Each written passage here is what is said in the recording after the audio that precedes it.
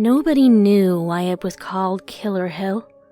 Of course, we all had our guesses. The older kids used to try to scare the young ones with stories about how some kid had died on the slope.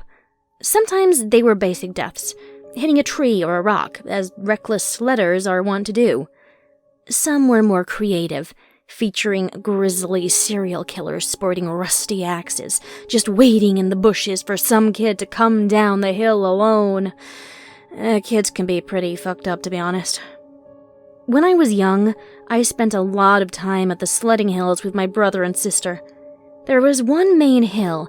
We simply called it the Big Hill, but some of the more adventurous kids called it Kitty Hill because it was no match for Killer Hill. Next to the Big Hill was Twister Hill.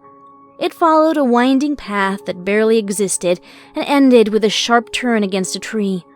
A lot of kids smashed their faces into that tree, but most of them got away with just a few bruises, maybe a bloody nose. One year, a kid got hit so hard he had to go to the hospital, and that stopped our fun for the rest of that winter. The third and final hill was Killer Hill. It was a steep drop, full of sharp bumps, and if you weren't careful, you could easily go flying off your sled onto the black ice that hid beneath the snow. At the bottom of the hill was a small creek. Usually it was frozen over in the winter, but in the early months, sometimes the ice was thin enough to crack. If you couldn't stop your sled before you hit the creek, you had 3 options. One was to jump sled and abandon it to its fate, hoping that you could retrieve it later. Another was to try to jump the creek. Only a few kids were ever successful in that endeavor. The third was to simply hold tight and fall into the creek, hoping that the ice wouldn't crack. As you can imagine, a lot of sleds were sacrificed to Killer Hill. When I was growing up, my siblings and I were banned from both Twister and Killer Hill. We didn't really mind, to be honest. None of us were risk-takers or real thrill-seekers. We enjoyed our big, gentle slope. You could still get some speed going without having to worry about braining yourself on a tree stump.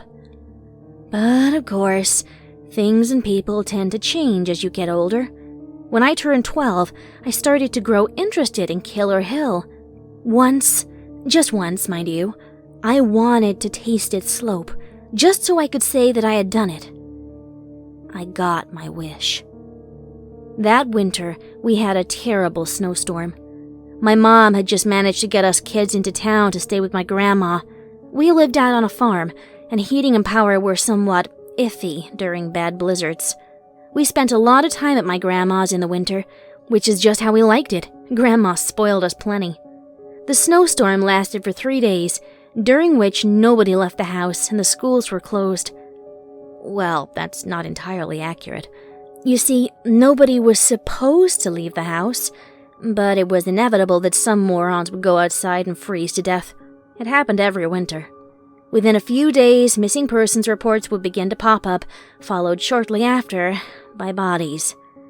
It was unfortunate, but that sort of tells you something about humanity, don't you think? Anyway, on the third night, the storm finally subsided, and by the next day, the world was livable again.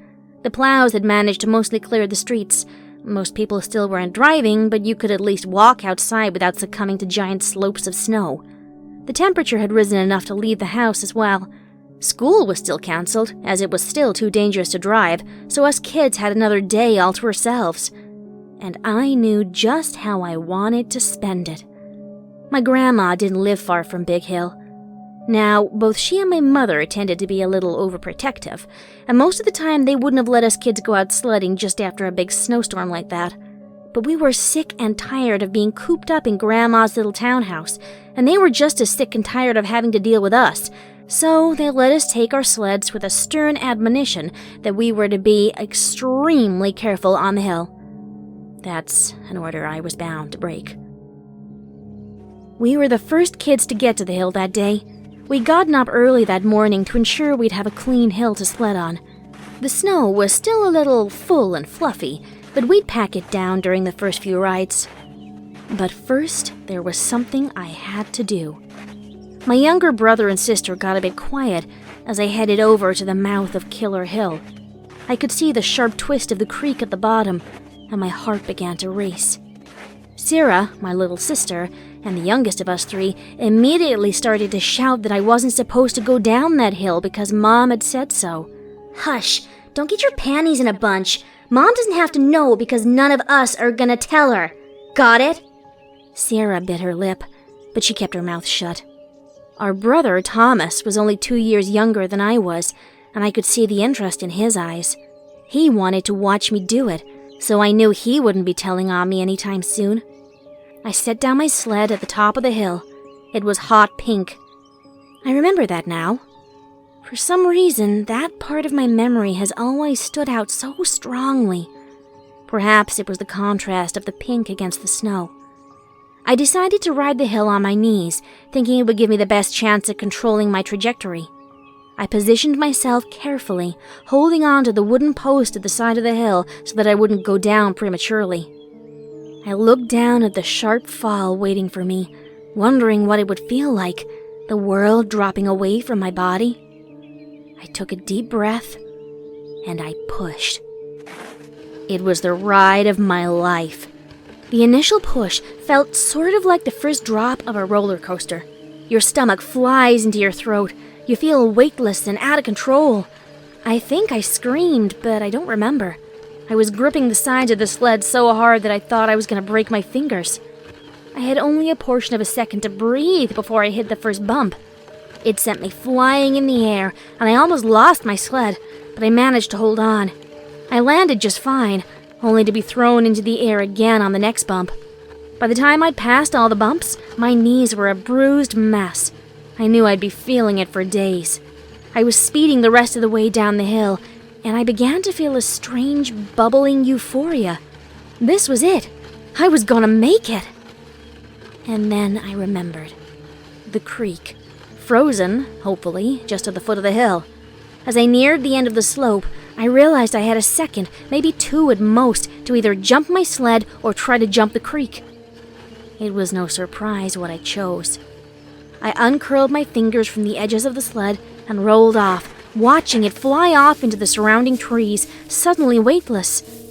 What I hadn't anticipated was the fact that I had built up some serious momentum. I was still sliding forward, ever closer to the edge of the creek. I pressed myself to the ground as hard as I could, scrabbling for something to hold on to.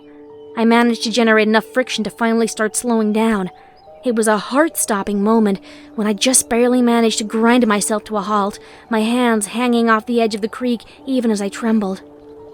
I breathed a heavy sigh of relief, and was just barely aware of the sound of my sister shouting and my brother cheering me on.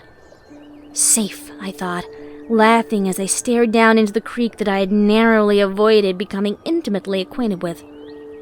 My laughter stopped abruptly when I saw the pool of red, a lone black mitten floating in the congealing mess. My eyes drifted, horrified, to the other black mitten, still attached to a hand, and that hand was attached to a body, a very small, very delicate body, with a lot of blood pouring out of its head. Even through the heavy snowsuit the child wore, I could tell that it wasn't breathing. I started to scream. I didn't get in trouble for going down Killer Hill, if you're wondering. I became somewhat famous overnight, though, being the one to find Dylan Fick's body in the creek. His parents had filed missing persons reports on the 3rd day of the snowstorm. They weren't sure where he'd gone, only that he'd taken his snowsuit with him. They didn't think to check the shed to see if he'd taken his sled. Dylan was a 3rd grader, just like Sarah. He should have known better than to go out in a storm, but he was tired of being cooped up all day too, like us. He figured he knew the hills well enough, even in the blinding snow. He hadn't seen the start of the creek when he went down the hill. He went headfirst into the ice, managing to hit his head hard against a stone protruding from the creek bed. They aren't sure how long it took him to bleed out, but it wasn't a quick death. Not by a long shot. In the end, he was just a kid. All kids do stupid things. Most of them just don't die from them, I guess. The sledding hill was abandoned for a few years after that. None of us would dare to go back, None of us could get Dylan's face out of our heads, and I certainly couldn't forget what he looked like, lying on the ice, covered in frost, so still. But I grew up. I'm not a kid anymore.